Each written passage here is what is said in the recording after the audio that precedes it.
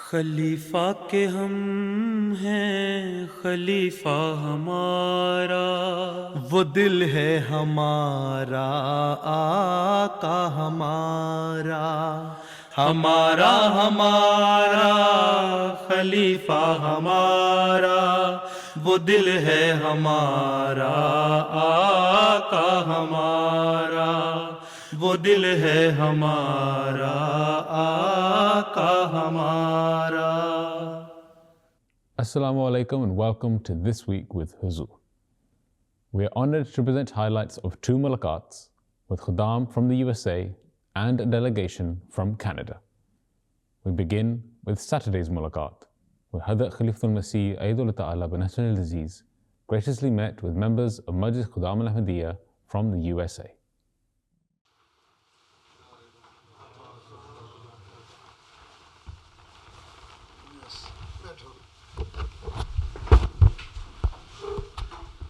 Last Saturday, Khuddam from the Gulf region of the United States had the blessing of having a mulaqat with Hazrat Khalifatul Masih Ayyadullah Ta'ala bin Hassan al-Aziz. 23 Khuddam had travelled especially for the mulaqat, which took place in Islamabad. During the mulaqat, all Khuddam had the opportunity to introduce themselves and seek Huzoor's guidance on issues affecting the youth. We are students living in a Western city or country with friends with little to no knowledge about Islam. How do we teach them the difference between Ahmadiyyat and Sunnis or Shias? You can simply tell them there was a prophecy of the Holy Prophet ﷺ, and according to the promise of Allah Ta'ala, that in the latter days a person will appear as a subordinate and assistant of the Holy Prophet ﷺ, and whose title will be Messiah and Mahdi. And all the Muslims believe that this is the true tradition, true hadith, and they are waiting for that person.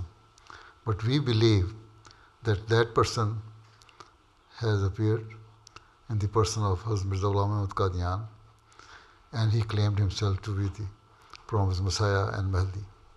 And not only that he claimed only, the Holy Prophet ﷺ foretold some heavenly and other signs. And one of those signs was the eclipse of sun and moon in the month of Ramadan on particular dates. And that happened in 1894 in the Eastern Hemisphere, Qadian and other parts of India, and in 1895 in Western Hemisphere in America as well. And it has already been well recorded in the history. So we believe that these signs have been fulfilled. There are quite a number of other prophecies, as the old means of transportation, horses and carts and other things, will be abandoned and the new means of transportation will start. And there are so many other signs.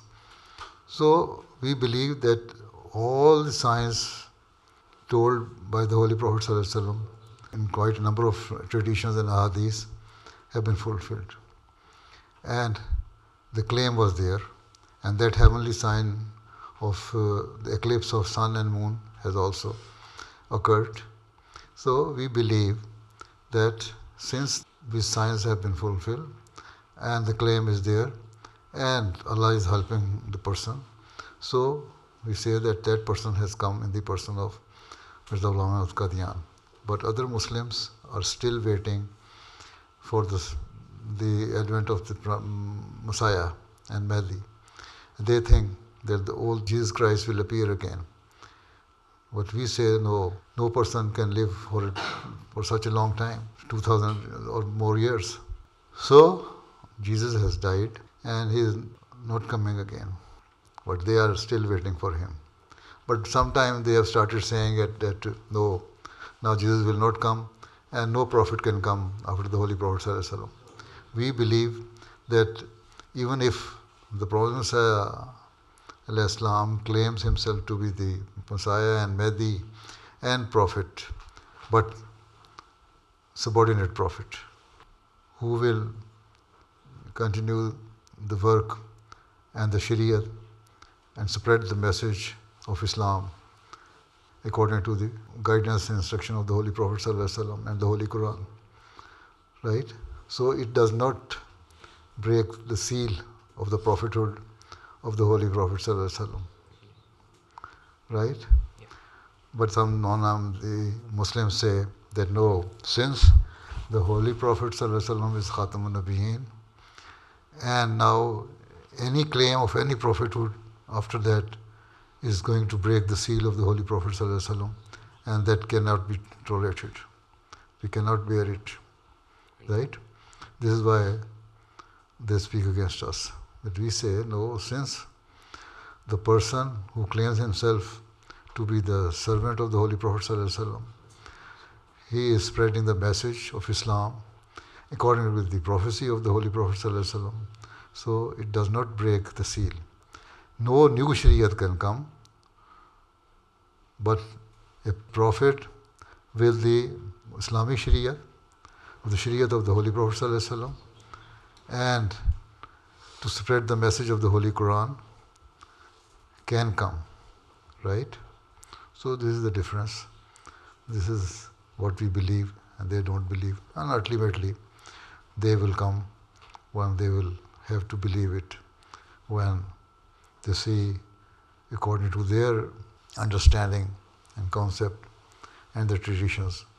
There has not been for any person who claims himself to be Messiah and Mahdi. Right? So ultimately they will have to accept it. So, but we shall have to wait.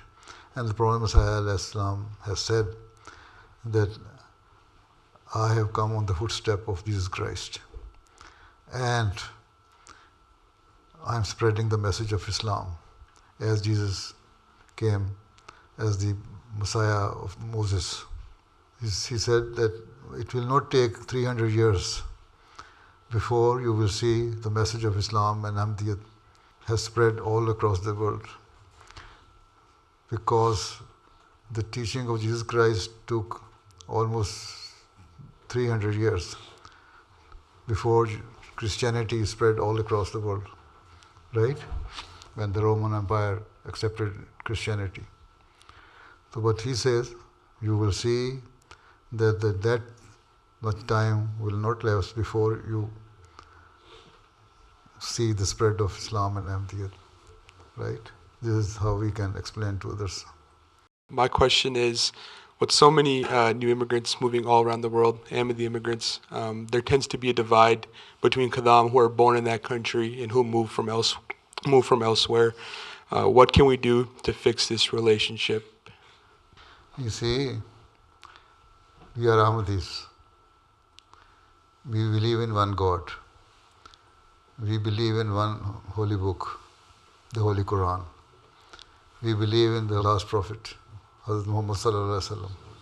Right? We believe that Prophet Messiah Alayhi Islam has appeared.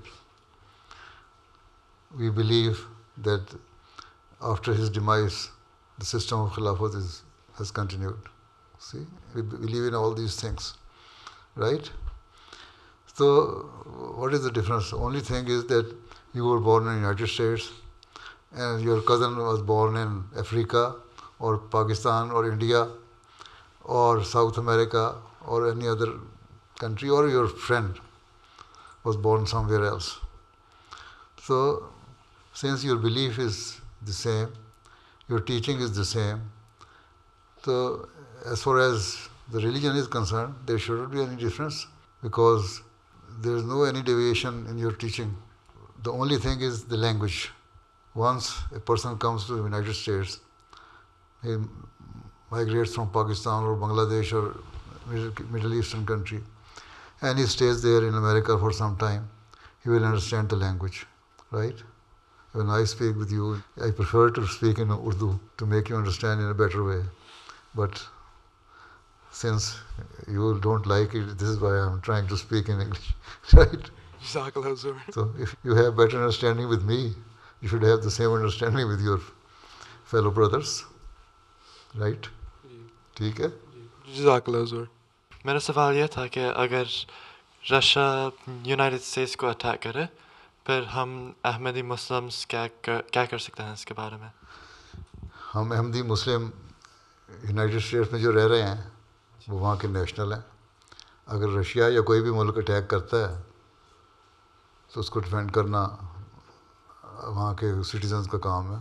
अगर आप arm forces में हैं तो उनके लिए लड़ना भी काम होगा, right?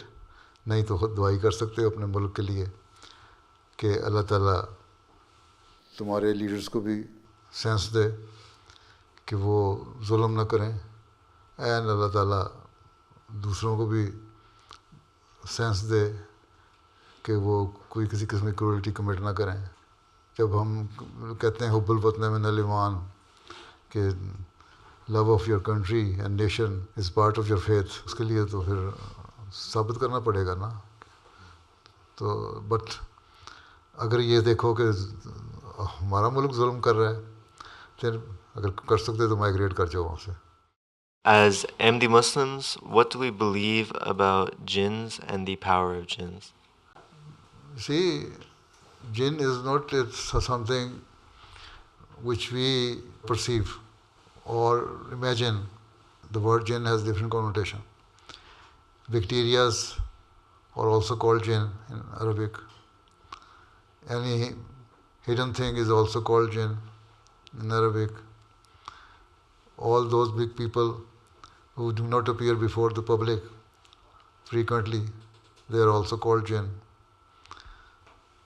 The strong people living in the caves and bush, or the very strong people who are working for other people, they are also called jinn. So this is the meaning of the word jinn, right? But if you think that there is some jinn who has empowered some person and has taken over all his capabilities and senses and everything, that we do not believe. They don't have that power. Acha. So if any person says that is the case, then ask them to pray and recite La hawla wa la quwwata illa billah. A'udhu billahi minash shaitanir rajim. And Allah Ta'ala will save you from this type of adverse situation. Normally in illiterate people, among uneducated people, ignorant people, this is the concept that jinns have overpowered them and they have, acquired all their capabilities and strength and they do whatever they like and you are just puppet in their hand. No, it is not the case. That is the disease. It should be treated. Ji. They should contact psychiatrist, right? Ji. My question is, if a family member or a loved one has deviated from Islam or Ahmadiyyat, how can we as young Khadim work to bring them back? So you should try hard. If they are ready to listen to you, then preach them. Try to make them understand what are the true teachings, why they are deviating from Islamic teachings. And if they have questions, then take them to the Murabbi Sahib. He will try to satisfy them. And if they do not want to understand and they say, no, I don't want to listen to you and don't want to talk to you on this issue, just pray for them. Right? Allah Ta'ala save them. Inshallah. If you could, Brother Huzoor, if you could pray for my spiritual connection with Allah as well as my academic success. Allah Ta'ala. Inshallah. So never leave 5 daily prayers. And if possible, offer some nafal. Inshallah. Daily. And do more istighfar and durood. As I asked already, that you should recite durood and istighfar and Rabbi Kullu Shayin Khadimuka for your personal betterment and for the Jamaat as well. What advice would you give to Ahmadi Muslims who are living far from Jamaat or other Ahmadi members? So if they are 2, 3, 4 living together in some small area, then they should come together at least on Fridays And if you have only your own family members, then try to offer your Jummah prayer with your family members. I lived in Ghana for quite a number of years, and there was no Ahmadi there, only my family members. And we used to offer our Jummah prayer, I, my wife, alone. Or sometime, an Ahmadi student would come there and join us. Later on at the other place, there was only one worker who was an Ahmadi. He used to come to our house, and I, my wife, and that worker used to offer our Jummah prayer. So this is how we should try to manage the situation. But at the same time,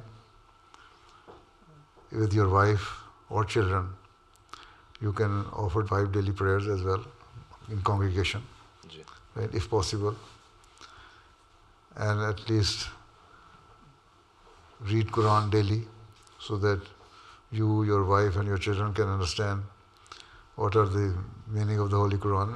When you are reading Quran, doing tilawat, you should do some translation also of few verses. Where you are living, there is no Ahmadi there? I think it's just me. Then spread the message of Islam, Ahmadiyyat, and Inshallah. get more people into the fold of Ahmadiyyat. As the mulaqat concluded, the Khuddam had the opportunity to have a photo with Huzoor and also received the gift of pens. Yeah.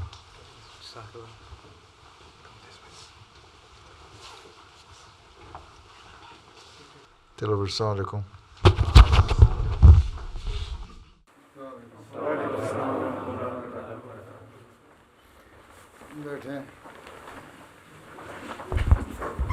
The following day, on Sunday, Huzoor granted the Amla members and Sadran of Brampton West region from Canada the opportunity to have a meeting with Huzoor in Islamabad.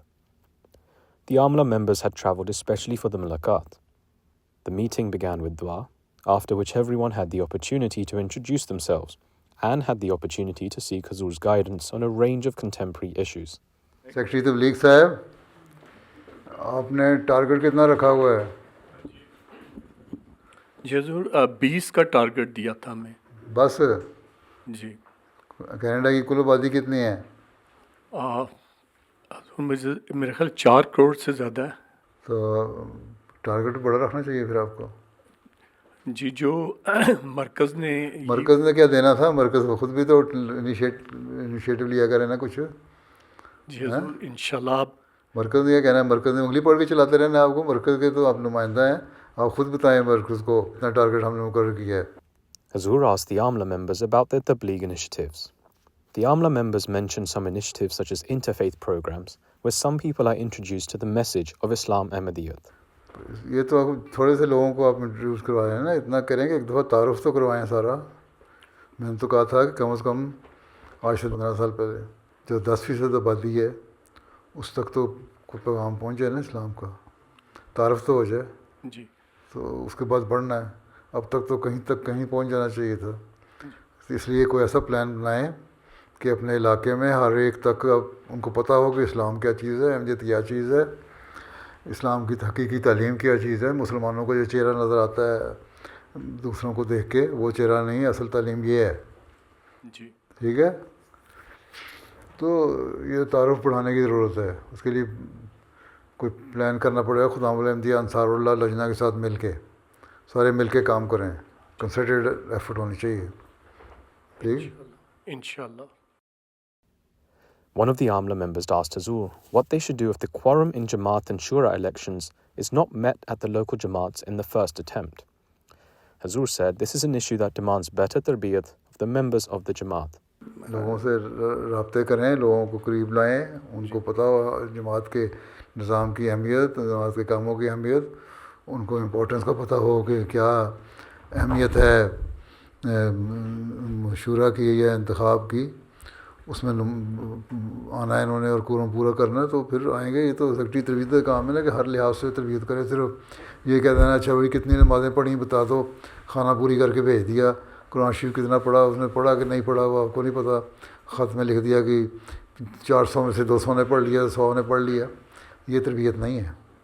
तरबियत ये है कि उनके दिल में یہ راسخ کیا جائے کہ ہمارے کچھ فرائض ہیں، اللہ تعالیٰ کے حقوق کی ادائیگی ہے، کچھ جو ہمارے سپرد کام ہیں ان کی ادائیگی ہے، اور یہ بھی عبادت کے علاوہ یہ بھی اللہ تعالیٰ کے حکموں سے حکم ہے کہ جب جماعتی نظام میں تم شامل ہوتے ہو تو اس کی پابندی کرو. ہم نے یہ عہد کیا ہے، ہر دفعہ عہد لیتے ہیں، خدا ہم لیتے ہیں، انصار لیتے ہیں، لجنہ لیتے ہیں، اپنے اپنے اجلاسوں میں عہد لیتے ہیں دین کو دنیا میں مقدم رکھیں گے. تو پھر مقدم رکھنے کا تو یہی مطلب ہے کہ اپنے ضروریات جو ہیں ان کو پس پش ڈال کے پیچھے کر کے جو جماعتی ضروریات ہیں ان کے لیے آگے آئیں. اور اگر سال میں ایک دفعہ اجلاس میں اگر یا 2 سال میں یا 3 سال میں الیکشن جو ہوتا ہے تو اس میں اگر نہیں آ سکتے تو کیا عہد پورا کیا؟ عہدوں کا پورا کرنا بھی ذمہ داری ہے، اور یہ سیکٹری تربیت کا کام ہے کہ لوگوں کے دلوں میں دماغوں میں اچھی طرح ڈالیں کہ تم نے عہد پورے کرنے ہیں. صرف سطحی قسم کی رپورٹ دے دینا یا ایک روایتی رپورٹ دے دینا جی ہمارے اتنے لوگ نماز پڑھتے ہیں، وہ نماز پڑھتے ہیں کون سا کمال کر دیا، نماز تو فرض ہے. حضرت مسلم صلی اللہ علیہ وسلم نے لکھا ہے کہ جس دین میں عبادت نہیں وہ دین نہیں، اور عبادت کی تعریف آپ نے یہی کی نماز، 5 وقت نمازیں پڑھو. تو یہ 5 وقت نمازیں پڑھ لینا تو کوئی کمال کی بات نہیں ہے، یہ تو فرض ہے. اللہ تعالیٰ کا حق ادا نہیں اگر کر رہا ہے تو پھر وہ احمدی کس بات کا. ٹھیک، قرآن شریف پڑھنا ہے، تلاوت کرنی چاہیے، ضروری ہے، چاہے 1 رکوع 2 رکوع پڑھے تبھی دین کا علم حاصل ہوگا. یہ بھی فرض ہے ایک احمدی مسلمان کا. اس کے علاوہ جو باقی کام ہیں، انتظامی کام ہیں، ان میں اپنا ہاتھ بٹانا، ان میں اپنا وقت دینا، تبلیغ کے لیے باہر نکلنا، تربیت کے پروگراموں کے لیے باہر نکلنا، اپنے گھروں میں تربیتی ماحول پیدا کرنا، یہ چیزیں ہیں جو زائد چیزیں ہیں جو ہر احمدی کو کرنی چاہیے. اس کے پھر ایک ماحول پورا جب سارے یہ کر رہے ہوں گے تو یہ جو مشترکہ کوشش ہے یہ پھر ان کو بہتر کرے گی. پھر ان کو شکوہ نہیں ہوگا کہ آج 3 سال کے بعد مجلس انتخاب کا اعلان ہوا ہے تو وہاں کورم پورا نہیں ہوا، یا الیکشن کے وقت کورم پورا نہیں ہوا، یا خدام الحمدیہ کو شکوہ نہیں رہے گا، یا لجنہ کو نہیں رہے گا، انصار اللہ کو نہیں رہے گا. ہر ایک کے اپنے اپنے کورم وقت پورے ہوتے رہیں گے. تو یہ تو ایک روح پیدا کرنے والی بات ہے. بہت بڑا کام ہے سیکٹری تربیت کا. سیکٹری تربیت فعال ہو تو امور عامہ کا کام بھی ختم ہو جاتا ہے، تبلیغ کا کام میں مدد مل جاتی ہے، مال کے شعبے کو بھی مدد مل جاتی ہے. خود احساس ہوگا آدمی کو کہ میں نے کرنا ہے. جن کی تربیت اچھی ہے، جن کو پتہ ہے کہ قربانی کی روح کیا ہے اور ہمارا مقصد کیا ہے، وہ مالی قربانی بھی کرتے ہیں، وقت کی قربانی بھی دیتے ہیں. تو یہ سارے شعبے تربیت کے ہیں. اگر آپ ایکٹیو ہو گئے اور آپ کا شعبہ ایکٹیو ہو گیا اور مربیان اس لحاظ سے تربیت کرنے لگ جائیں ساروں کی، تو مسائل ہی ختم ہو جاتے ہیں. نماز پڑھنے والے تو باجماعت آپ کے عاملہ کے ممبران بھی نہیں ہوں گے جو 100% 5 نمازیں باجماعت پڑھ لیتے ہوں. تو جب یہ حال عاملہ میں ہے تو باقیوں کا کیا حال ہوگا؟ ایسے خدام یا لجنہ جو اسٹوڈنٹ ہوتے ہیں یونیورسٹی سے پڑھ کے یا اور اپنی تعلیم مکمل کر کے جس وقت وہ جابس شروع کرتے ہیں یا کاروبار، تو ان کی وہ ٹرانزیشن ہمارے لیے چندے میں بڑی مشکل ہوتی ہے. وہ اسٹوڈنٹ ہی اپنے آپ کو ڈکلیئر کرتے رہتے ہیں بہت لمبا عرصہ، اور ہم کوشش کرتے ہیں کہ مالی تحریکات میں ان کو شامل کریں، لیکن وہ وہاں چیلنج آتا ہے. تو اس میں حضور اگر کچھ رہنمائی فرما دیں. اگر ان کو پتہ ہے امپورٹنس کا، جو اسٹوڈنٹ ہیں اور وہ کمائی کر رہے ہیں اور ان کا مسجد سے تعلق ہے، وہ یہاں آنے والے ہیں، خطبات میں ان کو تھوڑی بہت مربی صاحبان تلقین کرتے رہتے ہیں کہ جو کمانے والے ہیں وہ اپنے چندہ دیا کریں، چندہ ہم، یا اسٹوڈنٹ جو ہیں اور ان کو نہیں اگر ہوتا تو یہ لکھ کے دے دیں کہ ہم اسٹوڈنٹ ہیں، ہمارے اخراجات پورے نہیں ہوتے، اس لیے چندہ ہم باقاعدہ نہیں دے سکتے، باقی تحریکات میں ہم حصہ لیتے رہیں گے. تو یہ تو تربیت کا شعبہ ہے، ان کو بتاتے رہیں. چیلنج کا کیا ہے؟ یہ تو وہی ہے، تعلق جتنا آپ ان سے جوڑیں گے وہ اتنا ہی وہ آپ کے کام آنے والے ہوں گے. اور ابراہیم کو یہی اللہ تعالیٰ نے کہا تھا نا، پرندے پکڑو اور ان کو کونوں میں بٹھا دو، سرو نہ، پھر ان کو بلاؤ اپنی طرف. تمہاری تربیت اگر صحیح ہے تو تربیت کر کے ان کو چھوڑ دو، رکھ دو، وہ تم بلاؤ گے تو تمہارے پاس آئیں گے. تو یہ تو اپنے مربیان اور آپ کے تربیت والے اور صدران خود اور عاملہ والے خود اپنے نمونے پیش کریں تو لوگ خود ہی آتے رہیں گے. اگر یہ نمونے ہوں گے کہ لوگ خوفزدہ رہیں آپ سے یا بعض حرکتوں کی وجہ سے کچھ ریزرویشنز ہوں تو پھر تو کوئی نہیں آئے گا. حضور اس وقت جماعت کے 2 بہشتی مقبرہ جات قادیان اور روا میں موجود ہیں. کیا یہ ممکن ہے کہ مستقبل میں کسی تیسری جگہ بھی اس کا قیام عمل میں لایا جائے گا؟ بہشتی مقبرہ تو وہی ہے جو حضرت مسیح علیہ السلام نے اپنی زندگی میں قائم کر دیا قادیان میں. اس کے بعد روا میں، اور وہاں بھی بہشتی مقبرہ ہے، خلیفہ ثانی نے قائم فرمایا، اور وہاں حضرت اماں جان ام المومنین دفن ہے، نبی کی بیوی دفن ہے، وہاں ان کی اولاد دفن ہے.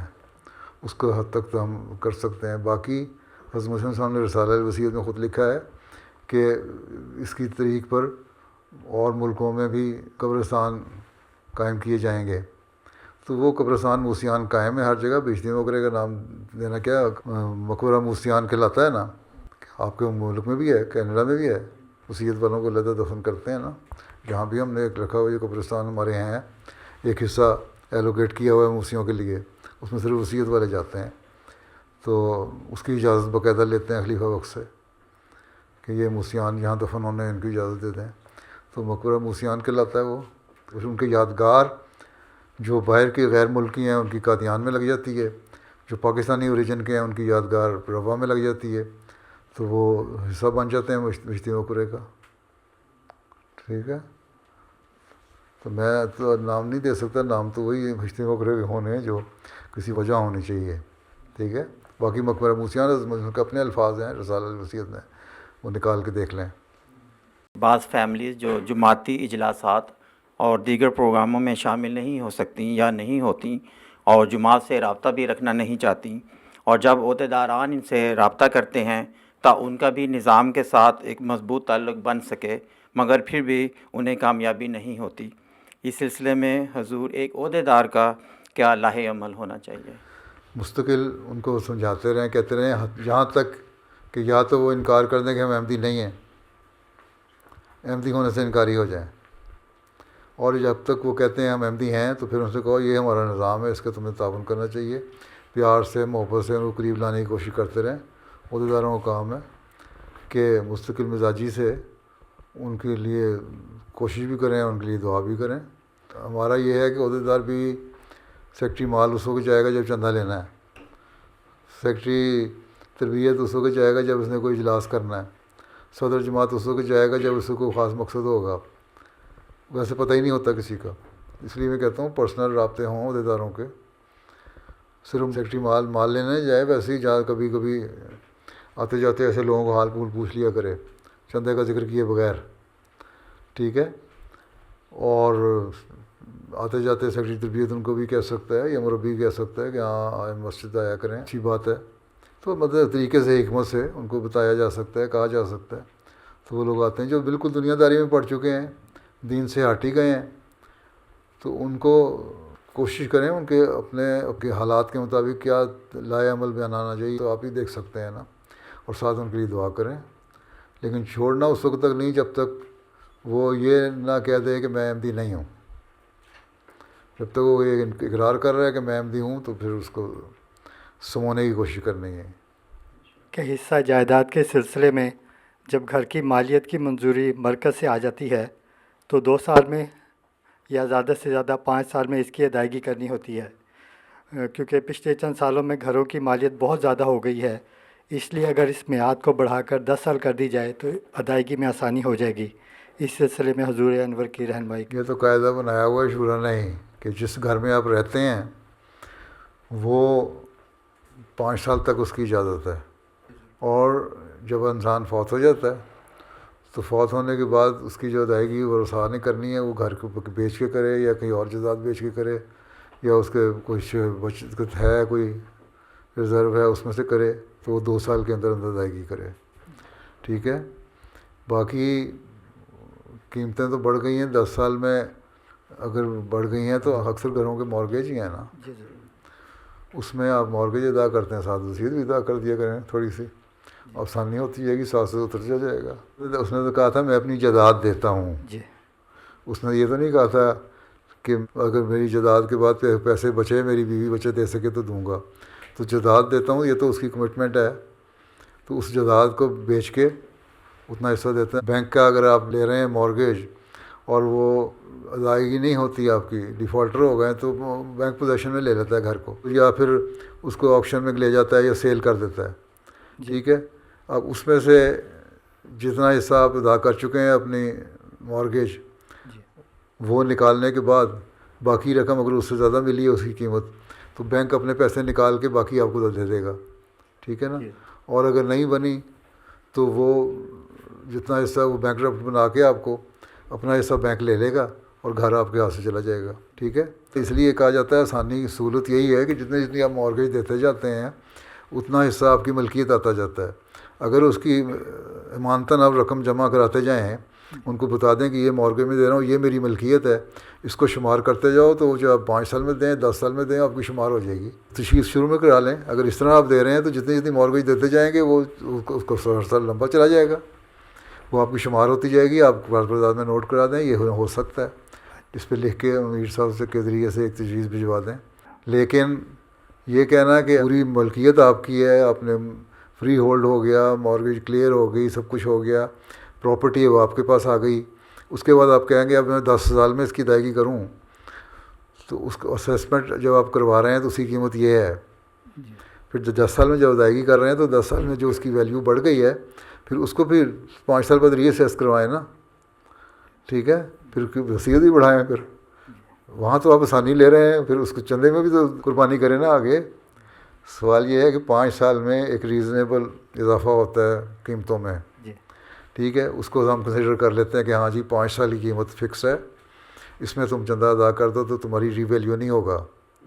لیکن 5 سال کے بعد اب جب 6 سال یا 7ویں سال میں آپ جا کے کرتے ہیں تو وہ جو 4 ملین کی پراپرٹی ہے وہ 8 ملین میں ہو جاتی ہے. تو آپ کہیں میں وصیت تو 4 ملین پہ دوں گا, پراپرٹی میری 8 ملین کی ہے, تو اب تو پھر تو قربانی تو نہ ہوئی. ٹھیک ہے, اب جس طرح آپ کے پیس ولیج میں وہی جو مکان 1.5-2 لاکھ کے تھے وہ 1.5-2 ملین کے ہو چکے ہیں. ٹھیک ہے, اب آپ نے اگر اسیسمنٹ کروائی آج سے 10 سال پہلے اس کی 4 لاکھ یا 5 لاکھ, آج وہ 2 ملین کا ہے یا 1.5 ملین کا ہے, تو پھر آپ کو فائدہ ہوا, وصیت کیا ہوئی, قربانی کیا ہوئی. اس پیریڈ کو دیکھنا ہوتا ہے کہ کتنے میں اس کی ویلیو قائم رہتی ہے, اس لیے 5 سال کا عرصہ رکھا ہے. 5 سال ایک سہولت ہے, باوجود اس کے کہ 5 سال میں بھی اس کی ویلیو بڑھ گئی ہے, لیکن آپ کو یہ سہولت دی جا سکتی ہے کہ آپ ٹھیک ہے 5 سال پہلے جو قیمت تھی اسی پر وصیت دے دیں. ٹھیک ہے, آپ کہتے ہیں کہ نہیں قیمت تو میری ہو جائے گی 2 ملین, لیکن وصیت میں دوں 4 لاکھ پہ, یہ تو کی قربانی کیا ہوئی. وصیت کیا ہے, چندہ عام ادا کرنے والے اور وصیت کرنے والے میں کوئی فرق ہونا چاہیے نا قربانی کا. جی سر.